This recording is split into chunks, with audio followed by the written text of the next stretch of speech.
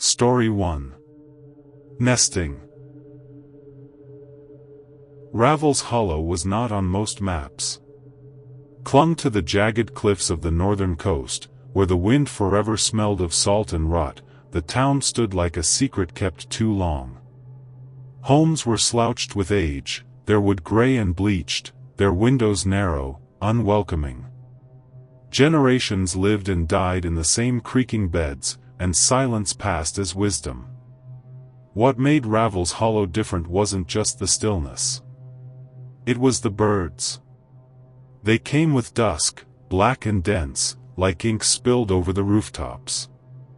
Crows, ravens, sometimes seabirds too twisted in silhouette to identify. They gathered, shoulder to shoulder, peering downward. And by dawn, someone would be dead. No one ever spoke of it. Not aloud. But everyone knew. A child's whisper. Their choosing. An old man muttering. They never come for nothing. And now they were gathering again. But not just anywhere. They were nesting on the Wren house. Marla Wren hadn't seen Ravel's Hollow in 14 years. She told herself she was returning because the city had grown too loud, too sharp. That her mother's house deserved more than abandonment. That small towns were good for healing. But that wasn't it. She was dying. And she was pregnant. No one in town knew, of course. Her long coat, loose sweaters, and drawn cheeks hid what needed hiding. She came quietly, arriving on the last evening ferry, when the dock was empty and the gulls too tired to scream. Her mother's house was unchanged. Paint peeled like scabs. Wind moaned through broken seals. Inside, dust moved like breath. Marla unpacked only what she needed. Old letters, her stethoscope, a single ultrasound photo tucked in a leather-bound journal. That night, she heard the tapping. Tiny claws on the roof. Dozens. Then the soft, terrible sound of feathers brushing shingles. The birds had come. She remembered, as a child, watching from the attic while the birds perched over old Mrs. Levy's porch. And Mrs. Levy died in her rocker before sunrise. She remembered the time they roosted above her cousin James's shed, and he was found in the river the next day, with his mouth open, eyes black with water. And she remembered how the birds had never gathered above their house. Not once. Until now. She stood beneath the eaves and stared at them. They stared back, unblinking. She whispered, "You're early." But she didn't know who she was speaking to. The birds. Or the thing inside her. The pregnancy had been strange from the start. The doctors had called it a miracle. She had been told she was infertile. But then, 6 weeks after the diagnosis, she began dreaming of wings, of red eggs, of cradles made of bone. When she woke, she was with child. And the child was aware. It kicked at silence. Slept through music. Reacted violently to mirrors. By the 5th month, Marla swore she could hear it whispering.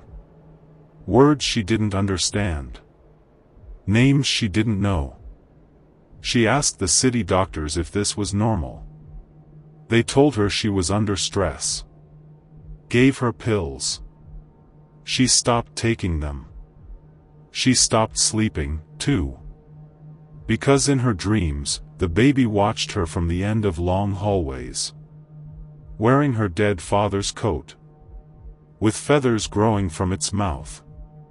3 nights in Ravel's Hollow. The birds never left. Neighbors peeked from curtains. No one visited. No casseroles, no handshakes. Just the growing, watching mass above her. And the sound. Constant. Not cawing. Whispering. By day, she wandered the cliffs, trying to clear her thoughts. But everywhere she walked, birds followed. Perched on posts. Hung in trees. Waited. One morning, she saw her childhood friend Jonah standing by her fence. He wouldn't come closer. "They're nesting," he said, not meeting her eyes. "They only do that when they're waiting for something that won't die easy." She opened her mouth to speak. But he walked away. That night, she went into labor. Too early.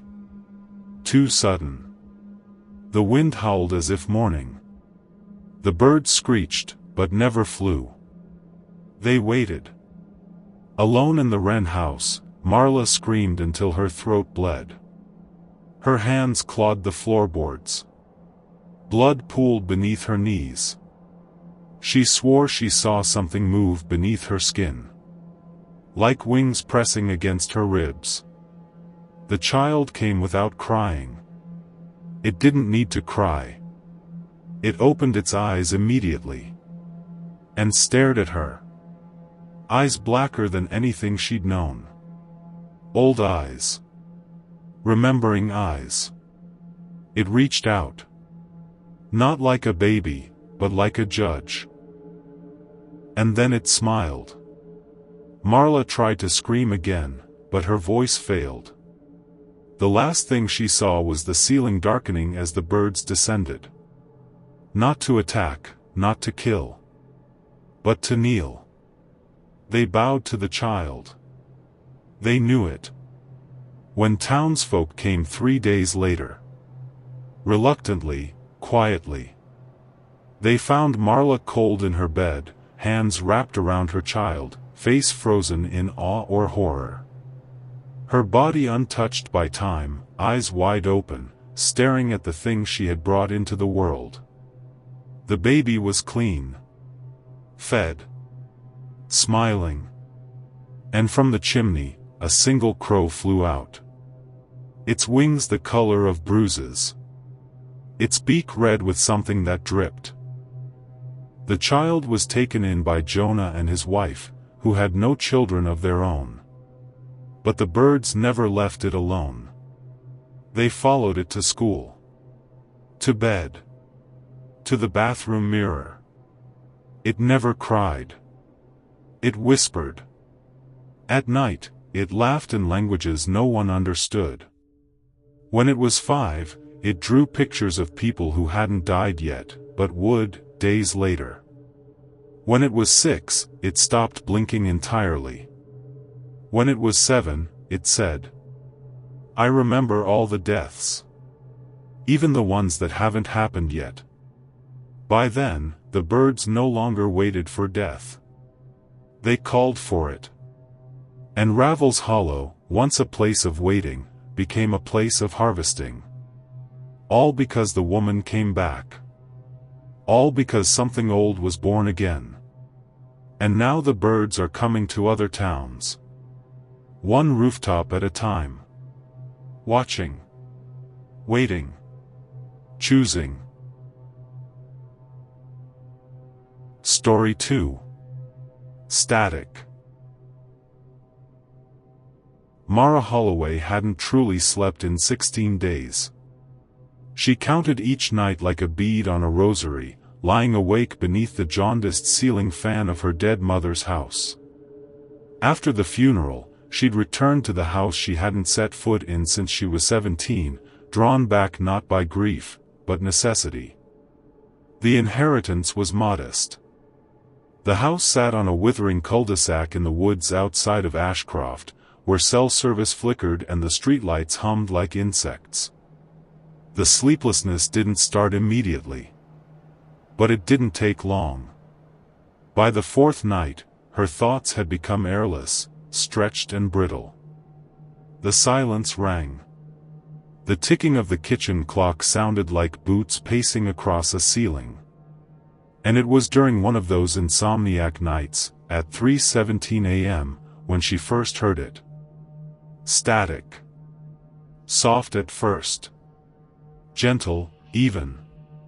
A hiss like breath across a microphone. She followed it to the hallway where her mother's antique wooden radio, a relic from the 1940s, sat in its usual corner niche. It was unplugged. Yet the static continued, growing louder as she approached. When she touched it, the sound stopped. Mara told herself it was stress, grief, anxiety, sleep deprivation. All of the above. But the next night, the static returned. And this time, it spoke. Not clearly. Just fragments, jumbled phrases in breathy dissonance. The more she listened, the more she recognized words. Not generic babble, but names. Specific places. And then, stories. Her stories. Mara. She left you in the woods. Don't look under the floorboards. The man with the white teeth smiles too wide. You screamed until your throat bled. She dropped the radio. No damage. Still unplugged. But the static persisted. She slept with every light on that night. It didn't help. Mara tried ignoring it. Didn't work. She tried turning the radio to the wall. The static got louder. She took it outside to the curb for garbage pickup. It was back on the hallway shelf the next morning, as if it had never been moved. She even recorded the sound on her phone. The file played back nothing but silence. And soon, the voices changed. They stopped whispering to her and began whispering as her. Mimicking her voice, replaying conversations she didn't recall. He took you in the woods. You were 6. Don't you remember? You bit him. You got away. But he followed. He never left. These weren't dreams. She hadn't slept. And deep down, something inside her knew, the voice was telling the truth. A year of her life, around age 6, had always felt blurry. She knew she'd been homeschooled briefly. Her mother never spoke of that time. Said Mara had been sick. No records. No photos. Just a gap. Now the radio was filling it in. Mara began seeing him. In reflections. In windows. In the flutter of branches at dusk. He wore a gray wool coat and a wide-brimmed hat, face pale as frost, mouth split into too many teeth. All flat and uniform like bone keys. When she blinked, he vanished. The radio started repeating his name, Aloy. Aloy. It told her he had waited. That he had followed her out of the woods. That he whispered in her mother's ear until she forgot. Until she made Mara forget. And now that her mother was gone, the voice had nowhere else to hide. Aloy had come back. The static shifted again. Not just words now. Memories. She would stare at the radio and see it, her 6-year-old self in the forest, in a house with no windows, screaming behind a door made of mirrors. A gloved hand pulling her by the ankle. The taste of salt and rust. One night, she sleepwalked. Woke up on her knees in the hallway, prying at the wooden floorboards beneath the radio with her fingernails. She found a box. Inside. A child's sock, stiff with old blood. A cassette tape labeled July 1999. No tape player in the house. She bought one at a thrift shop. She played the tape. Static. Then. Mara? Can you hear me? It's okay. We're going to forget now. Just for a little while.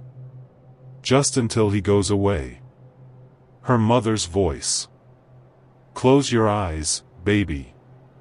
Don't listen to the man with the white teeth. We're going to forget. Mara screamed. Threw the tape into the fire. The next morning, the tape was back in the box. The house grew colder. Lights flickered even when turned off. Furniture moved subtly, as if adjusting for a new presence. The radio spoke constantly now. Mara could hear it even when she left the house, as a low hum behind the wind, a hiss in running water. You were his. You bled on the pine needles. That was the promise. She broke the pact when she took you back. He wants what was promised. Mara tried sleeping in motels. The static followed. She stopped eating. Her hands shook. She returned home and found the radio. Plugged in. She hadn't done it. She yanked the cord from the wall. And the voice laughed. Mara made her decision on the 32nd sleepless night. She carried the radio to the woods behind the house, following the path only she remembered now. The static grew louder with every step. The air smelled like wet metal. Trees bent as if listening. And there, in a clearing, was the foundation of something old. A stone base long buried, blackened with soot. A place she hadn't known she remembered. She set the radio down. I remember now, she whispered. I know what you are. The voice replied, from the rusted speaker. No. You remember what we showed you. There is more. There's always more. Behind her, the man with the white teeth stepped into view. He didn't smile. He didn't need to. She turned, staring into his eyes, and realized. He wasn't a man at all. Not a ghost. Not a figment. Something older. Something that used memory the way predators used camouflage. A shape that had lived inside the silence between forgotten thoughts. A parasite of recollection. Alloy. They say the house is empty now. But neighbors sometimes hear whispers through the walls, especially at night, especially when it rains. Some swear they've seen a pale woman in the hallway window, staring out with eyes too wide, hands clutching an old radio that hums without power. You can knock on the door. It may even open. But listen carefully before you do. Because the static is still playing. And it's learning your name. Story 3. Midnight Orchard. In the wide hush of rural Kentucky, where the woods press in like watching eyes and silence has its own weight, the Mercer family farmhouse stood lonesome atop a hill. It was a weathered thing. Old bones creaking beneath new shingles, patched porch steps, faded paint. But the soil was rich, the wind was kind, and every year at harvest, something impossible happened. A strange orchard bloomed behind the house. Only under the full moon. There were no saplings in spring. No roots, no buds, no signs of growth. Just appeared, like memory surfacing from beneath the skin. It would blossom overnight in eerie rows, gnarled silver trunks, leaves like velvet smoke, fruit shaped like teardrops, glowing faintly under moonlight. Not gold, not red, but a bruised shimmer of color that refused a name. The Mercers had rules about the orchard. Do not go into it alone. Do not eat the fruit. And never pick one before the harvest moon. But rules are easier to follow when you aren't grieving. Sam Mercer had been a strong man once. Broad-shouldered, laughing, rough with splinters and honest with his calluses. But that was before May died. A freak car accident. Wet road. Bent frame. One telephone pole. And just enough time for a goodbye whispered into a phone before the line went dead. The grief hollowed him. Neighbors came with pies. The pastor came with scripture. But no one came with her, and no one could tell him how to fall asleep without her breath beside him. He walked the fields like a ghost. Until the orchard returned. It was just past midnight, the full moon high. Sam hadn't slept in days. The orchard shimmered at the edge of his field like a mirage. Something pulled at him. He wandered barefoot, shirtless, half dreaming. The trees whispered. Not in words, but in memories. He plucked a fruit from the lowest branch. Warm, pulsing faintly in his palm. He bit. And the world folded. In the next breath, he was holding May's hand in a different kitchen. The wallpaper was floral, and she was laughing. Pregnant, radiant, alive. They were discussing baby names. "You've always hated the name Lily," she teased. "Not in this life," he heard himself say. Then he was back in the orchard. Kneeling. Crying. The taste of the fruit still on his tongue. He returned the next night. And the next. One fruit, then two. Each bite brought another branch of reality. Another version of their life. Some were perfect. Some were terrible. In one, May had left him for someone else. In another, she never met him at all. But the ones where she lived, where she loved him, those were the ones he chased. He wrote her letters between worlds. Whispered her name into the bark of the trees. Fell asleep clutching a bruised fruit like a rosary. He stopped tilling the fields. The animals starved.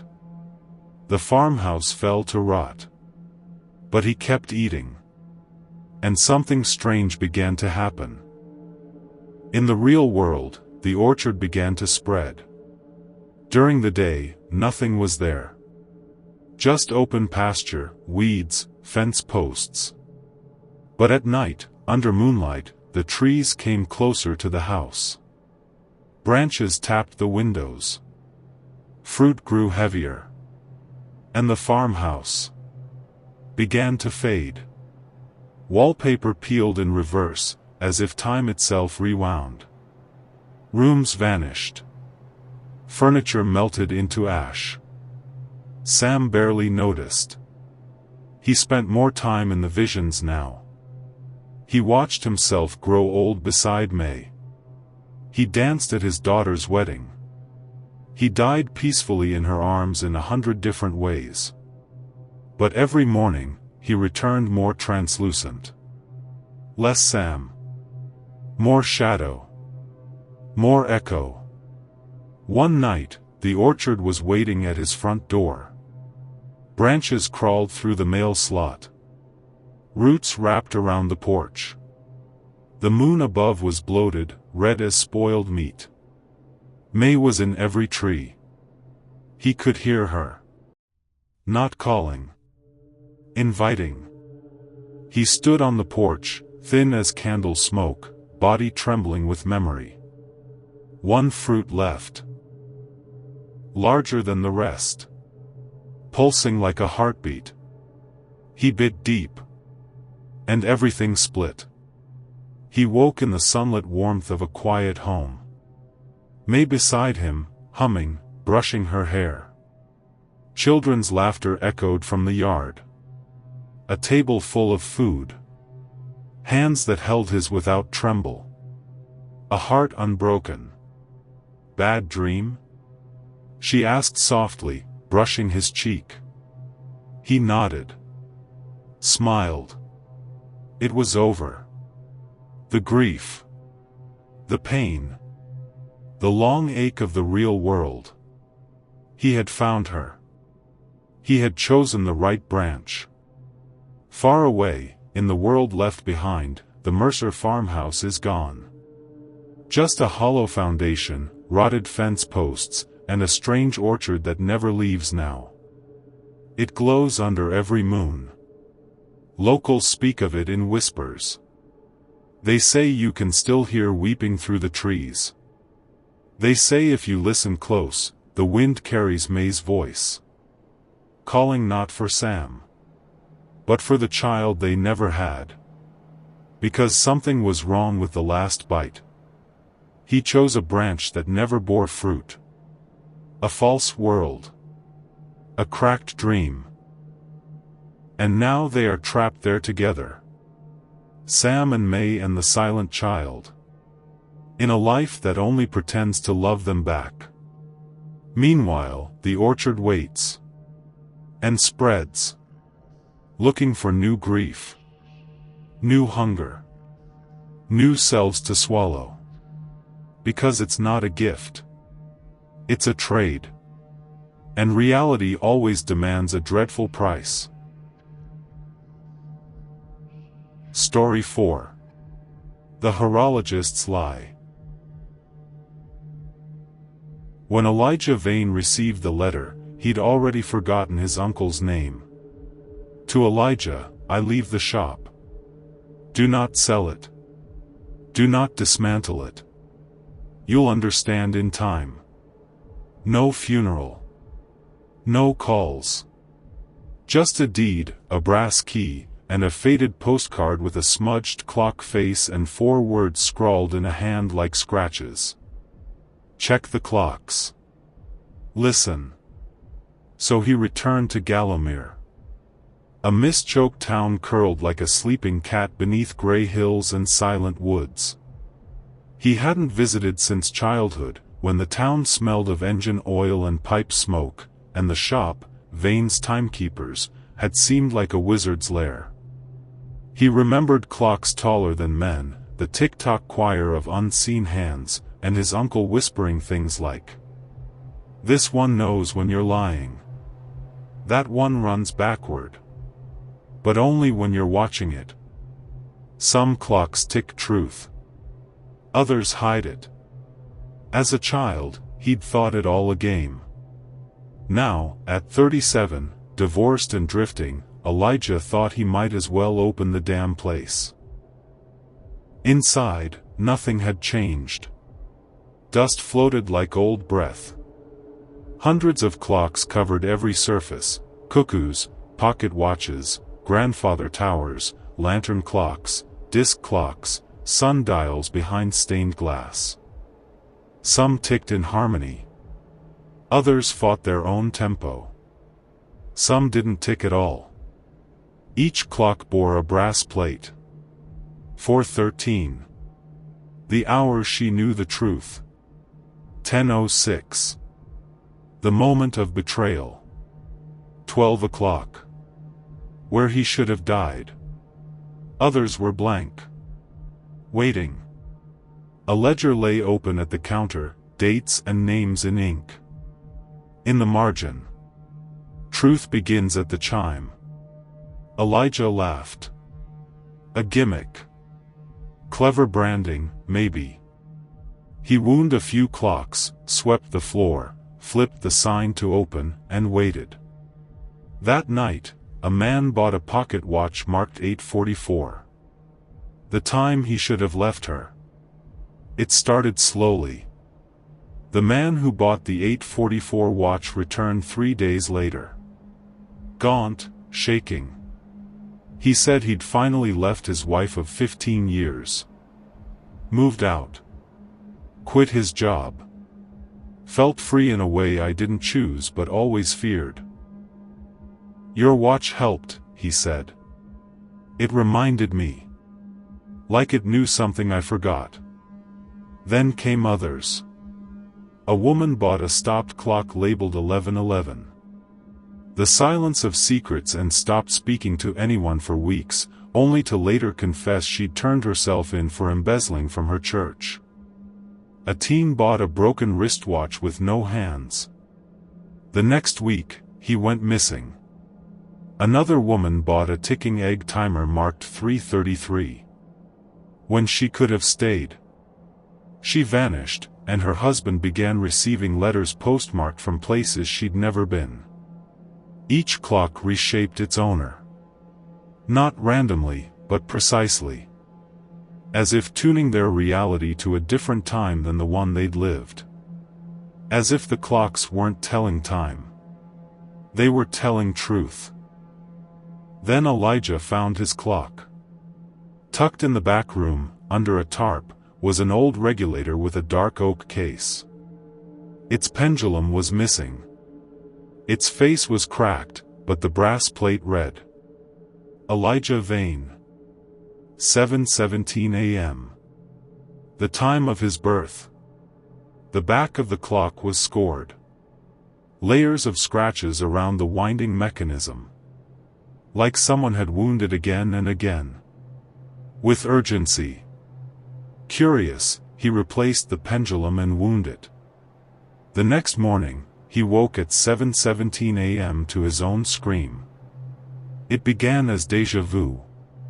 Conversations repeated. Coffee brewed twice. Customers walked in twice with the same questions, the same words. Then it became impossible to ignore. He'd lock the front door at night. And find it unlocked each morning. Receipts reprinted themselves. Watches he'd sold reappeared in their drawers. And he began forgetting things. Large things.